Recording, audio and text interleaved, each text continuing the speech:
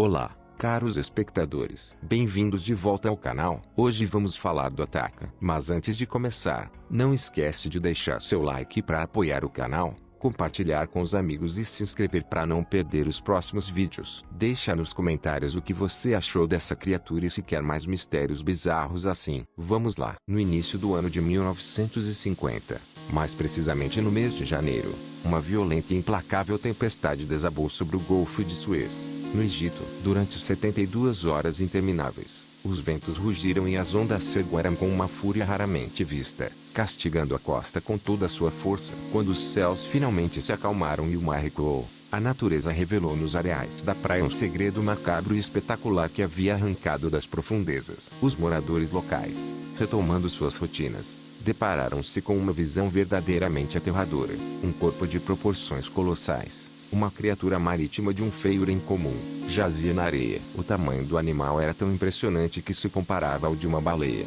mas a sua aparência era nítida e menos familiar, gerando um choque imediato e uma curiosidade que se espalhou como fogo pela região. A notícia de uma criatura desconhecida, um monstro marinho encalhado, chegou rapidamente aos ouvidos das autoridades e da comunidade científica, que prontamente se deslocaram para o local na esperança de desvendar aquele mistério biológico. Foi tirada uma fotografia que se tornaria crucial para o caso, uma imagem que capturou a estranheza daquela carcaça. A criatura era maciça e obesa, com uma forma arredondada e pouco definida devido ao estado avançado de decomposição. No entanto, dois aspectos salientes chamavam imediatamente a atenção. De cada lado da sua boca, projetavam-se enormes presas, semelhantes às de uma morsa, grossas e curvas, dando ao animal um ar pré-histórico e ameaçador. Além disso, era possível observar na parte superior da cabeça o que parecia ser um orifício respiratório, uma característica comum nos cetáceos. Testemunhas que observaram o corpo de perto relataram detalhes ainda mais intrigantes, afirmando que a criatura parecia não ter olhos visíveis e que, no interior da sua boca, havia estruturas que se assemelhavam a barbas de baleia, aqueles filamentos que algumas espécies usam para filtrar o plâncton da água. O mistério, porém, aprofundou-se quando a própria carcaça desapareceu, provavelmente arrastada de volta para o mar por outra maré alta ou talvez removida por mãos humanas, antes que uma análise científica mais aprofundada pudesse ser realizada. Foi então que surgiu uma nova peça do quebra-cabeça. Investigando os relatos locais, descobriu-se que cerca de 10 dias antes da grande tempestade,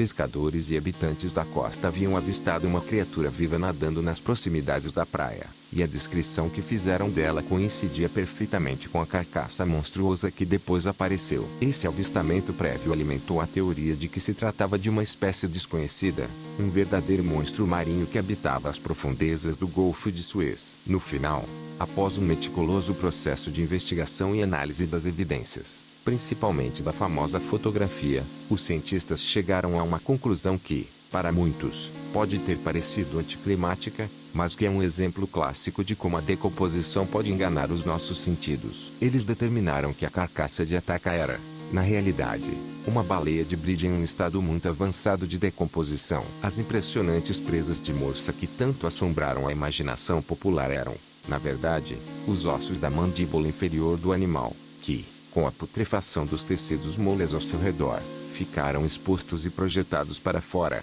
criando a ilusão de grandes defesas. A ausência de olhos é também um fenômeno comum em cadáveres em decomposição no mar, pois são tecidos moles que são rapidamente consumidos por peixes e outros necrófagos. As barbas e o orifício respiratório, obviamente, eram características naturais da própria baleia. Assim, o monstro de Ataca transforma-se num fascinante caso de criptozoologia resolvido, uma lição de como nosso medo do desconhecido e a ação imprevisível da natureza podem se combinar para criar uma lenda moderna a partir dos restos de um animal perfeitamente comum, ainda que de grandes dimensões.